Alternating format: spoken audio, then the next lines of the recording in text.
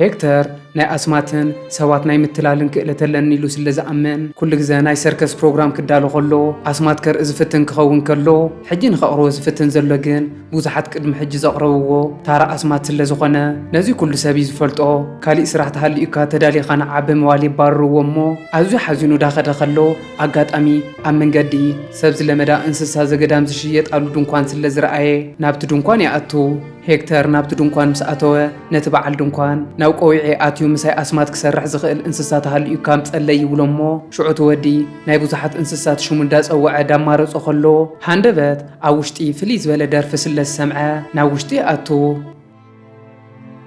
እታ ውሽጢ ዝደርፍ ዝነበረ ንእሽተይ ሓርገፅ ክኸውን ከሎ ሄክተር ነዚ ሓርገፅ ስለ ዝፈተዎ ላይል ዝብል ሽሙ ውፅኢሉ ናብ ገዝኡ ሒዝዎ ይኸድ እሞ ፒያኖ ዳሃረመ ደርፊ ከለማሙዶ ይጅምር። እታ ሓርገፅ ግን ደኺምዎ ስለ ዝነበረ ክድቅስ ይብል እሞ ሽዑ ሄክተር ኣብ ክሳዱ ዝገብራ ሽጋማኑ ብምሃብ ስለ ዘነቃቕሖ ክልቲኦም ተሰማሚዖም ክደርፉ ይጅምሩ። በዚ መልክዑ ሄክተር ምስ ዝሓርገፅ ንመዓልታት ምስ ተለማመዱ ሄክተር ከምዚ ዓይነት ነገር ተሰሪሑ ስለ ዘይፈልጥ ትርኢት ንኸቕርብ ይውስን እሞ ነዚ ሓርገፅ ክዳን ኣልቢሱ ምርኢት ናብ ዝቐርበሉ ሓደ ኣዳራሽ ሒዝዎ ክኸድ ከሎ እቲ በዓል ኣዳራሽ ቅድሚ ሕጂ ዘይከፈልካዮ ናይ ኣዳራሽ ክፍሊት ስለ ዘለካ ትርኢት ክተቐርበ ኣይትኽእልን ይብሎ። ኣብዚ እዋን ሄክተር ካሊእ መማረፂ ስለ ዘይብሉ እታ ብሕታዊት ዘለቶ ካብ ወለዱ ዝወረሳ ገዛ ትሒዙ ምርኢት ንኸቕርብ ይውስን እሞ ምርኢት ምስ ኣቕረበ ተቐባልነት ከም ዝረክብ ስለ ዝፈልጥ ለቑሑ ከም ዝመልስ ርግፀኛ ኮይኑ ናብ መድረኽ ይድይብ። ናብ መድረኽ ምስ ደየቡ ሄክተር ክደርፍ ይጅምር እሞ እቲ ሓርገፅ ግን ቅድሚ ሕጂ ናብ ከምዚ ዓይነት ብዙሕ ሰብ ዝተኣከቦ ፕሮግራም መፅኡ ስለ ዘይፈልጥ ካብ ምሕር ፍርሒ ምድራፍን ምስዕሳዕን ሓዲጉ ሃነን ኢሉ ነቲ ሰብ ክጥምቶ ይጅምር። በዚ ምኽንያት ሄክተር ሎማዓንቲ እውን ካብዚ መድረኽ ተዋሪዱ ይወርድ እሞ ገዝኦ ትሒዙ ተለቂሑ ስለ ዝነበረ ለቑሑ ንኽመልስ ናብ ካሊእ ከተማ ኸይዱ ንኽሰርሕ ይውስን። ሽዑ ሄክተር ነዚ ሓርገፅ ተሰናቢትዎ ይኸድ እሞ እቲ ሓርገፅ በይኖብቲ ገዛ ክነብር ይጅምር። ብድሕሪኡ ናይ ፊልምና ትርኢት ሓደ ዓመትን ፍርቅን ንቕድሚት ወሲዱና ፕሪም ዝተባሃለ ሰብኣይ ወዱን ሰበይቱን ሒዙ ብምምፃእ ነቲ ሄክተር ዝነበሮ ገዛ ዳተኻረዮ ነሪኦ እሞ ግሪምን ሰበይቱ ካቲን ነቲ ገዛ ምስ ረኣይዎ ኣዝዮም ዝፈተውዎ ክኾኑ ከለዉ እቲ ጆሽ ዝተባሃለ ወዶም ግን ነዚ ገዛ ዝፈትዎ ይመስልን። ነኒ ፕሪም ናብ ገዝኦም ቅድሚ ምእታዎም ጉሮምስ ዝተባሃለ ጎረቤቶም ድሙ ሓቂፉ ይመጽ እሞ እዚ ሰብኣይ እንስሳ ኣዝዩ ስለ ዝፈቱ ነዛ ድሙ ዝንኽኦሉ ሰብ ከም ዘይፈቱን ብተወሳኺ ከዓ ነዚ ከባቢ ከፅርይዎ ከም ዘለዎ ይሕብረሎም። ንምሸቱ ጆሽ ደቂሱ ዳሃለወ ድምፂ ስለ ዝሰምዐ እቲ ድምፂ ንኸፃሪ ናብቲ ድምፂ ዝሰምዐሉ ክፍሊ ኣቱ እሞ ኣብ ውሽጢ ግን እቲ ሓርገፅ ምእንታን ከይፍለጥ ቅርሲ ንኽመስል ብዕንፀይቲ ዝተሰርሐ ፍሬም ኣትዩ ደው ብምባል ሓወልቲ መሲሉ ኣታሊሉ የሕልፎ። ኣብዚ እዋን ጆሽ ሓንቲ ወረቐት ስለ ዝረኣየ እዚ ሓርገፅ ናተ እዩ በጃኹም ፅቡቅ ጌርኩም ተኸናኸንዎ ዝብል ወረቐት የንብብ እሞ ይኹን እምበር እቲ ሓርገፅ ከም ሓወልቲ ደሪቑ ስለ ዝነበረ እዚ ፅሑፍ መን ዝፀሓፎ ይኸውን ብምባል ይወፅእ። ንፅባሒቱ ግሪም ቁርሱ ቀሪሱ ንበዓልቲ ቤቱ ተሰናቢትዋ ናብ ዝሓድሽ ስርሑ ይኸድ እሞ ጆሽ ገዛ ብምቕያሮም ሕጉስ ስለ ዘይኮነ ኣዲኡ ካቲ በዓላ ሒዛቶ ናብ ቤት ትምህርቲ ክትከድ ትጅምር። ጆሽ ናብ ቤት ትምህርቲ ምስ በፅሐ እውን ኩሎም ተምሃሮ ዋጭዋጭ እንዳበሉ ክፃወቱ ከለዉ ብድምፆም ዝርበሽ ዝነበረ ክኸውን ከሎ ካብ መንጎቶም እንዳደረፉ እንዳደነሱን ዝነበሩ ተምሃሮ ትሩዲ ዝተባሃለት ሓንቲ ፀላም ጓል ይርኢ እሞ ተመሲጡ ዳርኣያ ንሪኦ። ንምሸቱ ጆሽ ናብ ገዝኡ ምስ ከደ ኣብ ሶሻል ሚድያ ናይ ትሩዲ ቪድዮታት ክርኢ ከሎ መብዛሕትኡ ግዜ ትሩዲ ስለ ትድንስ ከምቲ ንሳ ትገብሮ ክገብር ይፍትን እሞ ይኹን እምበር ንሱ ዳንሲ ስለ ዘይኽእል ከይተዓወተሉ ይተርፍ። ጆሽ ምስ ቪድዮ ዳተፃወተ ከሎ እታ ሎሪድ ዝተባሃለት ናይ ጎረቤቶም ናይ ትሩዲ ድሙ ትመጽ እሞ ምስኣ ዳተፃወተ ከሎ ሃንደበት ሕጂ እውን ኣብቲ ትማል ድምፂ ዝሰምዐሉ ላዕለዋይ ክፍሊ ድምፂ ስለ ዝሰምዐ ምስታ ድሙ ብምዃን ናብቲ ክፍሊ ኣቱ። ኣብዚ እዋን ጆሽ እቲ ትማሊ ቅርፂ መሲልዎ ዝነበረ ሓርገፅ ኣብቲ ትማሊ ዝነበሮ ቦታ ከምዘየለየ ዝተብህል እሞ ሃንደበት እታ ድሙ ነቲ ሓርገፅ ስለ ዝረኣየቶ ተወርዊራ ዘሊላ ክተጥቅዖ ክትፍትን ከላ እቲ እንስሳ ዝበሃል በሊዑ ዘይፈልጥ ሓርገፅ ብፍርሒ ሃህ ስለ ዝበለ ከይሓሰቦ ይውሕጣ። ሽዑ ዝሓርገፅ ጆሽ ከይሕዞ ስለ ዝፈርሐ ክጎይ ይጅምር እሞ ጆሽ ከዓ በጃኻ ከይትውሕጣ ዳበለ ደድሕሪኡ ዳጎየ ንሪኦ። ክልቲኦም ዳተጓዩ ከለዉ እቲ ሓርገፅ የምልጠሉ እሞ ሽዑ ሓደ ግዳም ሓደር መፅዩ ንጆሽ ሞባይሉ ከሕድጎ ክፍትን ከሎ እቲ ሓርገፅ መፅዩ ነቲ ግዳም ሓደር ብምፍርራሕ ንጆሽ የድሕኖ እሞ ነታ ድሙ እውን ካብ ኣፉ ተፊኡ ከውፃ ከሎ ጆሽ እዚ ሓርገፅ ተጓዳኢ ከም ዘይኮነ ይፈልጥ። ንጽባሕይቱ ካቲ ኣብ ገዛ ዝተባላሸወ ምግቢ ስለ ዝነበረ ንበዓል ቤታ ጓሓፎ ትብሎሞ ፕሪም ዳጓሓፎ ከሎ ትሪዲ ስለ ዝረኣዮ ኣዝዩ ሓሪቑ ንስኹም ኣብዚ ዘይኮነ ነገር ዳጓሓፍኩም ኢኹም ድሞይ ተባላሽውለይ ዘለኹም ትማልኮታ ድሞይ ግዛዕ ግዛዕ ዳሸተተት እያ መፅያ ይብሎ በታ ሓደ ድማ ጆሽ ንጎ ምስተሰአ ናብቲ ናይ ትማላ ሓርገጽ ይኸድሞ ሓድሽ ዓርኪ ብምርካቡ ሕጉስ ስለ ዝኾነ ሎማዓንቲ ከምቲ ኩሉ ግዜ ዝገብሮ ነዲኡ ሒዝክኒ ናብ ቤት ትምህርቲ ኺድ መዋል ገዲፉ በይኑ ሓዲጉዋ እንዳጉየ ክኸድ ይጅምር ካቲ ግን ኩሉ ግዜ ምስኡ ስለ ትኸድ ምእማን ከቢድዋ ደድሕሪኡ ክትስዕወ ትጅምር እሞ ጆሽ ፀገም የብሉን ኢሉ ስለ ዝመለሳ ናብ ገዛ ኣትያ ቪድዮታት ክትርኢ ኸላ ክሳብ ዝእዋን ካብኣ ተፈልዩ ዋላ ሓደ ስራሕ ሰሪሑ ስለ ዘይፈልጥ ኣብ ቁፅፅራ ከም ዝነበረን ሕጂ ግን ጎቢዙ ነብሱ ከም ዝኸኣለ ትርዳእ ጆሽ ከዓ ኣብ ቤት ትምህርቶም ናብ ዝርከብ ላይብረሪ ኣትዩ ብዛዕባ ሓርገጽ ዳንበበ ከሎ ኣጋጣሚ ትሩዲ ስለ ዝረኣየቶ ንምንታይ ብዛዕባ ሓርገጽ ብዙሕ መጽሓፍቲ የንብብ ከም ዘሎ ተሓቶሞ ሓዱሽ ኣብ ዝኣተውዎ ገዛ ሰብ ዝለመደ ሓርገጽ ከም ዝረኸበ ክነግራ ከሎ ንሳ እውን ኣብ ገዝኣ ለማዳ ተመን ስለ ዝነበራ ብዛዕባ ተመና ትነግሮ ንምሸቱ ጆሽ ነታ ድሙ ብመሓዝ ናብታ ሓርገጽ ይኸድሞ በዚ ከዓ ሰለስቲኦም መሓዙት እንዳኾኑ ስለ ዝመፁ እታ ሓርገጽ በይኑ ዳሃለወ ሰብ ከይረኣዮ በኸመይ በይኑ ይነብር ከም ዝነበረ የርእዮም እዛ ሓርገጽ ሄክተር ምስ ከደ ኣብዚ ከባቢ ዝተጓሓፈ ጓሓፋት እንዳበልዐ ዝነብር ዝነበረ ክኸውን ከሎ ሰብ ንኸይሪኦ ተሓቢኡ ናብቲ ናይ ጓሓፍ መጠራቐሚ ብምእታው ምግቢ ክመጽእ ከሎ ዳመረፀ እዩ ዝበልዕ ኣብዚ እዋን ጆሽ እውን ብዛዕባ ሕሉፍ ህይወቱ ክነግሮ ይጅምር እሞ ንሱን ስድርኡን ናብ ኒውዮርክ ቅድሚ ምምፅኦም ኣብ ታይዋን እዮም ዝነብሩ ነይሮም እታ ሕጂ ምስኡ ትነብር ዘላ ኣዲኡ ሓቀኛ ኣዲኡ ዘይኮነትስ ሰበይት ኣቦኡ ክትከውን ከላ ኣዲኡ ወዲ 2 ዓመት ዳሃለወ ስለ ዝሞተት ኣይፈልጣን ድሕሪ ሞት ኣዲኡ ካብ ቁልዕነቱ ጀሚራ ሰበይት ኣቦኡ ስለ ዘዕብየቶ ኣዝዩ ከም ዝፈትዋን ልክዕ ከም ኣዲኡ ከም ዝሪኣን ይሕብረሉ እሞ ምዝራብ ትኽእል ዶ ብምባል ክሓቶ ከሎ እታ ሓርገጽ ቅድሚ ሕጂ ሄክተር ዝመሃሮ ደርፍን ዳንስን እንዳርአየ ከዘናግዖ ይፍትን እዙይ ዝረኣየ ጆሽ ኣዝዩ ዝተገረመ ክኸውን ከሎ እታ ድሞ ከዓ ንሶም ከይረኣይዋ ኣዝዩ ብዙሕ ምግቢ ትበልዕ እሞ በዚ ምኽንያት ንጽባሕይቱ ስለ ዝሓመመት ትሩዲ እዞም ጎረቤት እዮም ድሞይ ዘሕምሙለይ ዘለዉ ብምባል ኣዝዩ ሓሪቑ ንሪኦ በቲ ሓደ ድማ ካቲ ንጎተሲኣ ናብ ናይ ጆሽ ክፍሊ ክትከድ ከላ ንጆሽ ኣብ ዓራቱ ትስእኖ እሞ ኣብቲ ገዛ ዳዘረት ክትደልዮ ከላ ሃንደበት ኣብ ሓደ ክፍሊ እቲ ሓርገጽ ሃሂሉ ናብ ርእሲ ጆሽ ብምቕራብ ክልቲኦም ደቂሶም ትሪኦም ሽዑ ካቲ ዳደፍአት ንወዳ ክትወስዶ ትጅምር እሞ ጆሽ ኣጆ ኸይትፍርሒ እዛ ሓርገጽ ኣይናኸስን ዋላ እኳ ተበላ ንሳ ግን ንወዳ ካብ ሓደጋ ንምድሓን ዳተጓየየት ንሪኣ ኣብዚ እዋን እቲ ሓርገጽ መንነቱ ከሪኣ ስለ ዝደለየ ክደርፍ ይጅምር እሞ ንሳ ግን ክትኣምኖ ስለ ዘይከኣለት ሕጂ እውን ብፍርሒ ዳጠመተቶ ንሪኣ ብድሕሪኡ ካቲ ንወዳ ሒዛቶ ናብ ቤት ትምህርቲ ክትከድ ትጅምር እሞ ኣብ መንገዲ ዳሃለዉ ኣጋጣሚ በዓል ቤታ ስለ ዝደወለ ጆሽ እዛ ሓርገጽ መሓዛይ ስለ ዝኾነ ካሊእ ዘጻውተኒ የብለይን በጃኺ ንእቦይ ብዛዕባ እዛ ሓርገጽ ከይትዛረብዮ ብምባል ይምሕፀና ሽዑ ካቲ ሕራይ ብምባል ንወዳ ፋንያቶ ናብ ገዝኣ ትምለስ እሞ ነታ ሓርገጽ ካብ ገዛ ክተባርሮ ብምሕሳብ መኾስተር ሒዛ ክትከድ ከላ እታ ሓርገጽ ነብሱ ዳተሓጸበ ይጸንሓ ካቲ ነዛ ሓርገጽ ክትሪኦ ከላ ስለ ዝፈርሐት ሒዛቶ ዝነበረት ደርብያ እንዳጉየት ትወጽእ እሞ እታ ሓርገጽ ከዓ እንዳጉየ ኸይዱ ብምርግጋእ ንዓኣ ይኹን ንስድራኣ ከም ዘይጎድኦም ይሕብረላ ብድሕሪኡ ጽቡቕ ገይሩ ከቐርባ ስለ ዝደለየ ምግቢ ክትሰርሕ ከላ ኣብ ጥቓኣ መፂኡ ክድንስ ይጅምር እሞ በዚ ምኽንያት ጽቡቕ ዳተቐራረቡ ስለ ዝመፁ ክልቲኦም ዳደነሱ ብሓባር ምግቢ ዳሰርሑ ንሪኦም በዚ ዝጀመረ እዛ ሓርገጽ ኣብዚ ገዛ ብምህላው ጆሽ ጥራሕ ዘይኮነስ ካቲ እውን ጸባያ ተቐይሩ ኣዝያ ተጻዋቲትን ሰሓቒትን ትኸውን እሞ እዙይ ዝረኣየ በዓል ቤታ ኣብ ሰሙ እንታይ ተረኺቡ ድዩ ብምባል ተገሪሙ ይሓታ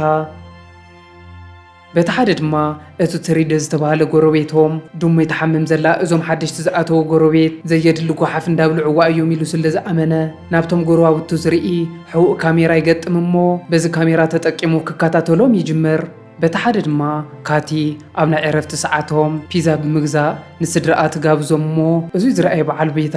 ኣብ ሰሙን ሓድሽ ነገር እንታይ ተፈጢሩ እዩ እንታይ እዩ ኩሉ ነገር ዝቕየረኒ ዘሎ ይብላ እሞ ሽዑ ካቲ እዛ ሓርገጽ ምስኦም ኣብዚ ገዛ ዳነበረ ንዘለኣለም ሓቢኦም ክነብሩ ስለ ዘይኽእሉ እቲ ሓቂ ንፕሪም ንኽነግርዎ ትውስን በዚ መሰረት ካቲ ንፕሪም ሒዛቶ ናብቲ ምስ ወዳ ዝነብሩሉ ክፍሊ ትእትዎ እሞ ፕሪም ነቲ ሓርገጽ ምስ ረኣዮ ኣዝዩ ሰንቢዱ ስድርኡ ብመሓዝ ንኸምልጥ ይፍትን ንንካቲ ንፕሪም ንኸረጋግእዎ ክፍትኑ ከለዉ ፕሪም ምስ መዓዊዎም ኣምሊጡ ካብ ገዛ ክወፅእ ይጅምር እሞ ኣብዚ እዋን ኣጋጣሚ ኮይኑ እቲ ናይ መጀመርያ ወናንኡ ዝነበረ ሄክተር ስለ ዝመፀ ፕሪም እተው ገጹ ዘሎ ምስጢር ንኸይፍለጥ ስምዒቱ ክሓብእ ይፍትን ብዙሕ ከይጸንሐ ግን እቲ ሓርገጽ ባዕሉ ይወጽእ እሞ ሄክተር ንበይኑ ሓዲጉዎ ስለ ዝኸደ ይቕሬታ ክሓቶ ከሎ እቲ ሓርገጽ ይቕሬታ ከይቅበልን ብዝመስል መልክዑ ርእሱ ኣድኒኑ ኣንፈቱ ይቕይር። ሽዑ ሄክተር ካብቶም ቀደም ዝደርፍዎም ዝነበሩ ደርፍታት ሓንቲ ክደርፍ ይጅምር እሞ እቲ ሓርገጽ ከኽእሎ ስለ ዘይከኣለ ዘሊሉ ናብ ሄክተር ብምኻድ ስምዒቱ ይገልጽ። ብድሕሪኡ ንንፕሪም ንሄክተር መን ምዃኑ ክሓትዎ ከለዉ እዚ ገዛ ናቱ ከም ዝነበረን ብልቓሕ ምኽንያት ንኽገድፎ ተገዲዱ ከም ዝነበረን ይሕብረሎም እሞ ካቲ ብዛዕባ እዚ ነገር ክተጻርር ስለ ዝደለየት ናብቶም ዘካረይዎም ኤጀንሲ ክትድውል ከላ እቶም ኤጀንሲ እቲ ሄክተር ዝብሎም ዘሎ ኩሉ ሓቂ ከም ዝኾነን ብተወሳኺ ከዓ ኣብ ስምምዖም ሄክተር እቲ ልቓሕ ከፊሉ ክሳብ ዝውድእ ኣብ ዓመት 2 ሰሙን ጥራሕ ኣብዚ ገዛ ንኽነብር ከም ዝፍቀዶ ይነግርዋ። ንምሸቱ ሄክተር ንዝሓርገጽን ድሕሪ ነዊሕ እዋን ንመጀመርያ ስለ ዝተራኸቡ ድቃስ ሓዲጎም እንዳደረፉ እንዳደነሱን እንዳተፃወቱ የምሲሞ ኩሎም ጎረባብቲ ተረብሾም ንሪኦም። ንጽባሕይቱ ንኮ ሄክተር ነዚ ሓርገጽ ፍልይ ዝበለ ከዳድና ከዲኑ የውጾ እሞ ምስ ጆሽ ብምዃን ሒዞሞ ይወፁ። ሰለስቲኦም ብመኪና ክኸዱ ከለዉ እቲ ሓርገጽ ብፍንሽትራ ይቕልቀል እሞ መብዛሕትኦም ዝረኣይዎ ሰባት ኣዝዮም ተገሪሞም ሃነን ኢሎም ክጥምትዎ ከለዉ ብጥቕኦም ተሓልፈ ዝነበረት መኪና ዝነበረ ከልቢ ግን ፈሪሕዎ ናብ ውሽጢ ኣቱ። በዚ መልክዑ ሄክተር ጆሽን ዝሓርገጽን ኮይኖም ኣብታ ከተማ ዳዞሩ ይውዕሉ እሞ ድሕሪ ደስ በሃልን ተዘካርን እዋን ናብ ገዝኦም ምስ ተመልሱ እቲ ሓርገጽ ኣብ ገዛ ናይ ቦክሰኛ ክዳን ስለ ዝረኸበ ፕሪም ቦክሰኛ ምዃኑ ይፈልጥ። ንምሸቱ ፕሪም ደኺምዎ ስለ ዝነበረ ምዉቕ ሻወር ንኽወስድ ይኣቱ እሞ ሃንደበት ግን እቲ ሓርገጽ ናይ ቀደም ቦክሰኛ እንዳሃለወ ዝነበረ ክዳኑ ሒዙ ብምምጻእ ንዓንግጠም ይብሎ። ሽዑ ፕሪም ምስ ዝሓርገጽ ቦክሲ ክገጥሙ ይጅምሩ እሞ ድሕሪ ነዊሕን ኣድካምን ዝኾነ ቅልስ ፕሪም ነዚ ሓርገጽ ስለ ዘውደቆ ኣዝዩ ተሓጒሱ ዓወቱ ዳጸንበለ ንሪኦ። ንጽባሕይቱ ፕሪም ኣብ ስራሕ ውዒሉ ክመጽእ ከሎ ሄክተር ኣስማት እንዳርአየ ከዘናግዖም ይጅምር እሞ እቲ ሓርገጽ ከዓ ምግቢ ክሰርሕ ይፍትን። እዛ ሓርገጽ ምግቢ ዳሰርሐ ከሎ እታ ናይ መጀመርያ ዝሰርሓ ሓዊ በዚሕዋ ስለ ዝሓረረቶ ምእንታን ከይርእይዎ ተጓዩ ይበልዓ እሞ ብድሕሪኡ ሄክተር ዝተፈላለየ ኣስማት እንዳርአየ እንዳዘናግዖ ምስ ጸንሐ ክልቲኦም ብሓደ ኮይኖም ቅድሚ 1 ዓመት ዝደርፍዎ ዝነበሩ ደርፍታት ዳደረፉን ተመሳሳሊ ዝኾነ ዳንስ ዳደነሱን ነዞም ስድራ ፍልይ ዝበለት ደስ በሃሊት ምሸት ከም ዘሕልፉ ይገብርዎም። በዚ መልክዑ ሄክተር ንዝሓርገጽን ንመዓልታት ብሓደ ኮይኖም እንዳደረፉ እንዳደነሱን ጽቡቕ ዳተለማመዱ ምስ ቀነዩ ሄክተር ናይ ቅድሚ ሕጂ ሕልሙ ንምዕዋት ብሓደ ኮይኖም ትርኢት ንኸቕርቡ ሓሳብ የቕርብ እሞ እቲ ሓርገጽ ከምቲ ቅድሚ ሕጂ ዘጋጠሞ ኣብ ቅድሚ ሰባት ክቐርብ ከሎ ከይፈርሕ ስለ ዝሰግአ ገጹ ዳተቐያየረ ንሪኦ። ሄክተር ግን ከምቲ ንሱ ንዝሓርገጽን ዘካይድዎ ዘለዉ ምርኢት ቅድሚ ሕጂ ኣብዛ ከተማ ተራእዩ ስለ ዘይፈልጥ ክልቲኦም ትርኢትን ተቕሪቦም ፍሉይ ተቐባልነት ከም ዝረኽቡ ስለ ዝኣመነ ነዚ ሓርገጽ ንኽእሙኑ ይፍትን እሞ ኣጋጣሚ ኮይኑ ጆሽ ስለ ዝመጸ ጆሽ ነቲ ሓርገጽ ሓጊዙ ኣይትወስዶን ኢኻ ብምባል ክካትዖ ይጅምር። ሄክተር ከዓ ሓሲብካዮ ዲኻ ኣዝዩ ብዙሕ ሰብ ዝተኣከቦ ትርኢትን ተቕሪብና እዚ ሓርገጽ እውን ህቡብ እዩ ክኸውን ብምባል ንኽእሙኑ ይፍትን እሞ ወለዱ ንጆሽ ግን ናይ ወዶምን ናይቲ ሓርገጽን ድልየት ስለ ዝተረድኡ ክፈቕድሉ ከም ዘይደልዩ ይነግርዎ። ሽዑ ሄክተር ንኹሎም ንምእማን ናይ መጠረሽቲ ዓድሉ ንኽጥቀም ይውስን እሞ ቅድሚ ሕጂ ክልቴና ምርኢት ንኽነቐርብ ነዚ ገዛ ትሒዘ ኣዝየ ብዙሕ ገንዘብ እየ ተለቂሐ ነዚ ልቓሕ ንምምላስ ንዓመትን ፈረቓን ብዙሕ ስራሕ ዋላ እኳ ተፈተንኩ ኣብ ርእሲ ልቓሕ ለቓሕኻ ምውሳኽ ካሊእ ለውጢ ከምፅእ ይከኣልኩን በጃኹም ፍቐዱለይ እሞ ብሓደ ኮይና ትርኢት ኣቕሪብና ዕዳይ ክኸፍል ክብሎም ከሎ እቲ ሓርገጽ እቲ ቅድሚ 1 ዓመትን ፈረቓን ዘጋጠሞ ዘኪሩ ውሽጡ ክርበሽ ስለ ዝጀመረ ምስ ሄክተር ንዘይምቁያቕ ርእሱ ኣድኒኑ ናብ ክፍሉ ይኣቱ። ንጽባሕይቱ ምሸት ፕሪም ካብ ስራሕ ናብ ገዝኡ ክኣቱ ከሎ ጎረባብቱ ኣብ ኣፋፌት ገዝኡ ብምጽናሕ ናይዚ ገዛውቲ ኣኼባ ስለ ዘሎ ቀልጢፍካ ንዓይኻ ኢሎም ወረቐት ሂቦሞ ይኸዱ እሞ ሃንደበት ካብ ሓንቲ መኪና ንሄክተር ደርብዮሞ ይኸዱ። እቶም ንሄክተር ካብታ ትኸይድ ነበረት መኪና ዝደርበይዎ ሰባት እቶም ገንዘብ ዘለቅሕዎ ክኾኑ ከለዉ እቲ ሕጂ ዝገበርዎ ከም መፈራርሒ እዩ። ድሕሪ ሒደት ጻንሒት ንንፕሪም ተታሒዞም ናብታ ኣኼባ ይኸዱ እሞ ኣብታ ኣኼባ ትሩዲ እንዳ ፕሪም ኣብ ገዝኦም እንታይ ከም ዝሓውኡ ይንፈልጥን ምሸት ምሸት ካብቲ ገዛ ዝተፈለየ ድምፂ ዝወፅእ ክኸውን ከሎ ድምፂ እንደርጓዕጓዕን ስለ ዝረበሸና ክፍተሸለዎ ይብል እሞ እቶም ነበርቲ እንዳ ፕሪም ንኽፍተሸሎም ፌርማ ከተኣኻኽቡ ይጅምሩ። ፕሪም ከዓ ገዝኦም ተተፈትሹ እቲ ሓርገጽ ምርካቡ ስለ ዘይተርፍ ሓደ ምኽንያት እንዳቕረበ ንኸታልሎም ይፍትን እሞ ትሩዲ ግን ካብ መጀመርያ ጀሚሩ ድሞይ ዘሕመሙ ለይንሶም እዮም ኢሉ ስለ ዝኣምን ብዛዕባኦም ብዙሕ ሕማቕን ጽቡቕን ብምዝራብ ነቶም ጎረባብቲ ይእምኖም። ኣብዚ እዋን ሃንደበት ሄክተር ይመጽእ እሞ ትሩዲ ንሄክተር ምስ ረኣዮ ዝኾነ ሚስጥር ከቃልሐሉ ከም ዝመጸ ስለ ዝተረድአ ኣዝዩ ፈሪሑ ንሪኦ። ሽዑ ሄክተር ከምቲ ትሩዲ ዝፈርሖ ብዛዕባ ዝገዛውቲ ክዛረብ ይጅምር እሞ ትሩዲ ንዋላ ሓደ ሰብ ከይፍቀደ ብሕቡእ ካሜራ ነዚ ከባቢ ይቆፃፀሮ ከም ዘሎ ክነግሮም ከሎ እቶም ነበርቲ ኣዝዮም ሓሪቆም ጀሚሮሞ ዝነበረ ኣኼባ ኣቋሪፆም ክብተኑ ይጅምሩ። ንንፕሪም ናብ ገዝኦም ምስ ከዱ ንሄክተር ስለ ዘድሐንካና ኣዝና ኢና ነመስግን ብምባል ምስጋንኦም የቕርብሉ እሞ ብዙሕ ከይፀንሑ ግን ሃንደበት ናይ እንስሳ ተቆፃፀርቲ ጥቆማ በፂሕዎም ስለ ዝመፁ ካቲን ወዳ በጃኻ ነቲ ሓርገፅ ቀልጢፍካ ሓውዓዮ ትብሎ። እዞም ናይ እንስሳ ተቆፃፀርቲ መፂኦም ዝኒሄው ትሩዲ በቲ ሕቡእ ካሜራ ነቲ ሓርገፅ ስለ ዝረኣዮ ከሲሱ ክኾኑ ከለው ጆሽ ዋላ እኳ ነዚ ሓርገፅ ክሓውኦ ተፈተነ እቶም ናይ እንስሳ ተቆፃፀርቲ ግን ቅድሚ ምሕብኦም ቀዲሞም ይመፅዎም እሞ እቲ ሓርገፅ ናብ ዝኣትዎ ጨኒቕዎ ዳተሰናበደ ንሪኦ። ጆሽ እዚ ሓርገፅ ከምተን መጀመርያ ክፋልጡ ከለው ነቲ ግዳም ሓደር ዝገበሮ ኣፈራርሑ ነዞም ናይ እንስሳ ተቆፃፀርቲ ንኸባርሮም ደልዩ ነይሩ። እቲ ሓርገፅ ግን ስለ ዝፈርሐ ከምኡ ምግባር ኣውይዎ እቶም ናይ እንስሳ ተቆፃፀርቲ ቀዲሞም መደንዘዝ መድሓኒት ወጊኦም የውድቕዎ እሞ ብድሕሪኡ ተሸኪሞም ሒዞሞ እንዳኸዱ ንሪኦም። ድሕሪ ሒደት ፃንሒት እዚ ሓርገፅ ካብቲ ቐልቡ ስሒትዎ ዝነበረ ክነቅሕ ከሎ ነብሱ ብብዙሓት ሓራምዝ ተኸቢባ ብላዕልን ብታሕትን ርእዎም ብዘይፈልጥ ሓርገፃት ተፀቒጣ ይረኽባ። ኣብዚ መካነ እንስሳ ነዞም ሓርገፃት ስጋ ዓሳ ዝወሃቦም ክኸውን ከሎ እቲ ላይል ዝተባሃለ ምስኒ ጆሽ ዝነበረ ሓርገፅ ግን ስጋ ዝበሃል በሊዑ ስለ ዘይፈልጥ ኣዝዩ ተፀጊሙ ንሪኦ። ኣብዚ እዋን ላይል ኣብ ከምዚ ዓይነት ኩነታት ኮይኑ ምስ ህይወት ምልማድ ከቢድዎ ዳሃለወ እቶም ምስኡ ዝነበሩ ንጆሽ ይመፁ እሞ ናብኦም ቀሪቡ ካዕልሎም ከሎ ፕሪም ኣጆ ከይትፍራሕ እቶም ሓርገፃት ከም ናትካ ዓይነት ተፈጥሮ ስለ ዘለዎም ዋላ ሓደ ክገብሩኻ ይኽእሉን እቶም ዝቋፃፀሩኹም ሰባት ከዓ ተመክሮን ትምህርትን ዘለዎም ብቑዓት ሰባት ስለ ዝኾኑ ምስ ሰባት ካብ ምንባር ኣብዙ ዝበልፀካ ይብሎ እሞ እዙይ ዝሰምዐ ጆሽ ኣዝዩ ሓሪቑ ነብኡ ካባኻ ከምዚ ዓይነት ቃል ኣይፅበይኒ ነይረ ብምባል ሃንደበት ቀልቡ ስሒቱ ይወድቕ። ንጆሽ ስድርኡ ተጓዮም ናብ ሓኻይም ስለ ዝወሰድዎ ሕክምናዊ ሓገዝ ረኺቡ ይነቅሕ እሞ እቲ ዶክተር ጆሽ ዝወደቐ ካብ ምሕር ጭንቀት ምዃኑ ይነግሮም። ንምሸቱ እቲ ሓርገፅ ላይል ካብ ንጆሽ ተፈሊኻ ምንባር ከቢድዎ ምስ ንጆሽ ዳሃለወ ዘሕለፎ ብምዝካር ውሽጡ ክርበሽ ይጅምር እሞ ካብዚ ኩነታት ተዕረፍኩ ብምባል ደርፊ ክደርፍ ከሎ ደርፊ ከዓ ምስ ሄክተር ዝነበረ እዋን ስለ ዘዘከሮ ካብ ፅምዋ ንምውፃእ ተሸጊሩ ንሪኦ። በቲ ሓደ ድማ ጆሽ ንሱ እውን ልክዕ ከም ላይል ኣብ ገዛ ፅምዋ ክውሕጦ ስለ ዝበለ ኣብ ደገ ወፂኡ ከዋኽብቲ ዳቆፀረ የምስ እሞ ኣብ መጠረሽታ ኣብ ናይ ማሓዝኡ ኣብ ናይቲ ሓርገፅ ዓራት ከይዱ ይድቅስ። ንፅባሓይቱ ጆሽ ናብ ቤት ትምህርቲ ምስ ከደ ኣዝዩ ሰልችዎ በይኑ ኮፍ ኢሉ ዳተከዘ ጥርቅም ይብል እሞ ኣብ ናይ ሓሳብ ማዕበል ኣትዩ ከም ዝጠሓለ ዝተረድአት ትሩዲ መፅያ ክተዕልሎ ከላ ካብቲ ዝፈትዎ መሓዛ ከም ዝተፈለየን ኩሉ ነገር ይነግራ።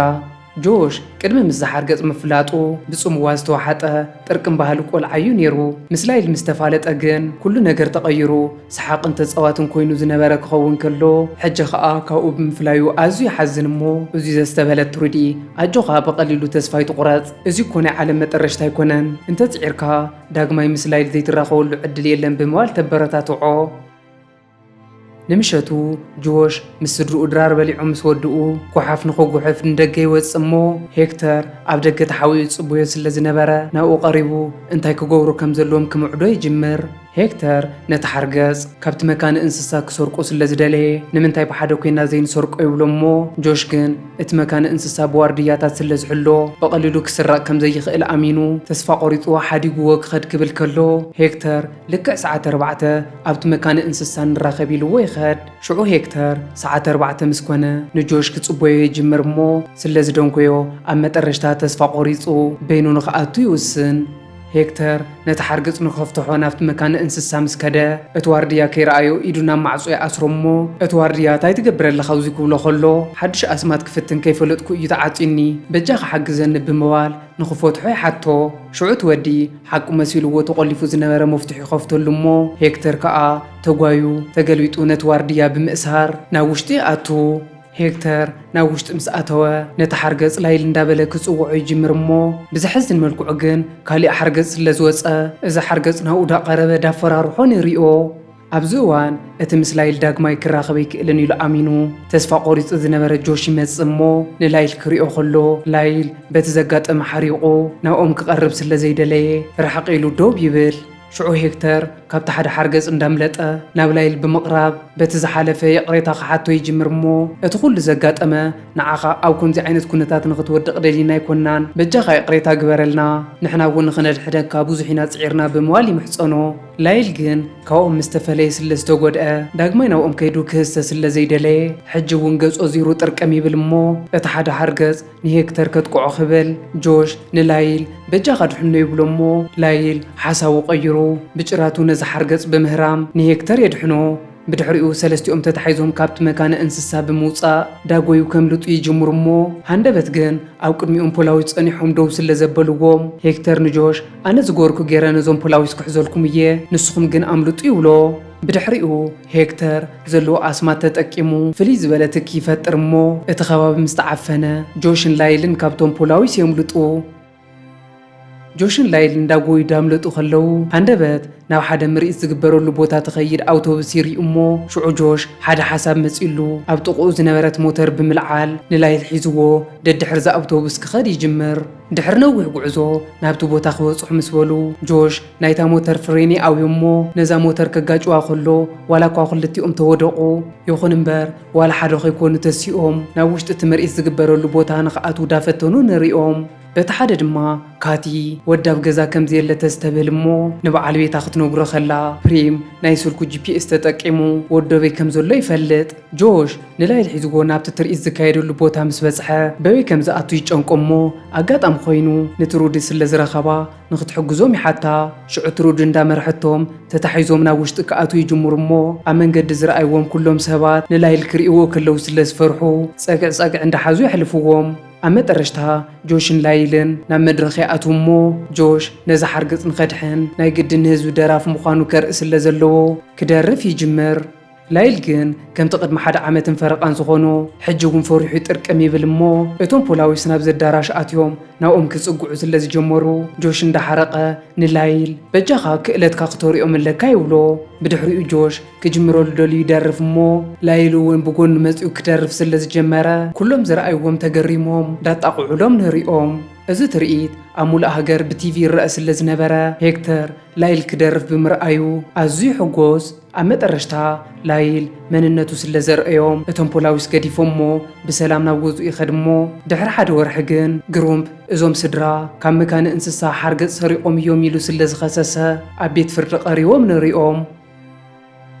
ኣብዚ እዋን ሄክተር ሓንቲ ወረቐት ሒዙ ይመጽእ እሞ እዛ ወረቐት ግሩምፕ ሰሪቑ ወሲድዋ ዝነበረት ክትከውን ከላ ዓባይኑ ሄክተር እንስሳ ትፈቱ ስለ ዝነበረት ኣብዛ ከተማ መካነ እንስሳ ምስ ከፈተት ኣብ ገዝኣ ዝደልየቶ እንስሳ ንኽተቕምጥ ዝፈቅድ እዩ በዚ ድማ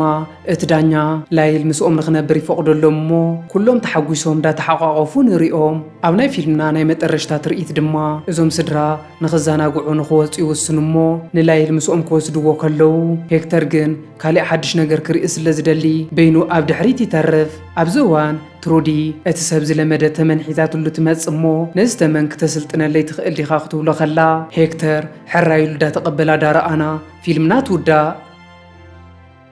ፍትዋት ተኸታተልቲ እዛ ቻናል ናይ ሎም ፊልም ከመይ ሪኢኹማ ተፈቲኹማ